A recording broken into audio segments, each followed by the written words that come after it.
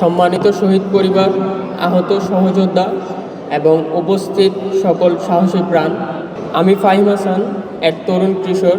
24 জুলাই রক্তাক্ত মাস আমার জীবনের গতিপথ বদলে দিয়েছে। আমরা কেউই রাজনীতি করতে নামিনি।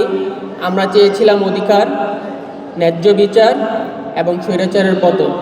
সেই চাওয়াতেই আমরা আমাদের অবস্থান থেকে রক্ত, কারো চোখ, কারো পা, কারো হাত এবং আমি মেরুদণ্ডে গুলিবিদ্ধ হয়েছি।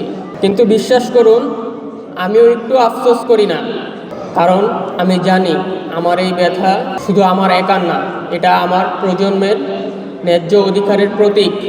আজ আমাদের মাঝে যারা নেই, আমার ভাই, আমার বোন, যারা এই আন্দোলনে শহীদ হয়েছে, পাশাপাশি দেশের স্বার্থে 24, 71 এবং বিভিন্ন সময় যারা দেশের জন্য শহীদ হয়েছে, সবার আত্মার মাগফিরাত কামনা করছি। পাশাপাশি সব আহত সহযোদ্ধাদের সুস্থতা কামনা করছি। আমি আমার বক্তব্য শেষ করছি। আসসালামু আলাইকুম।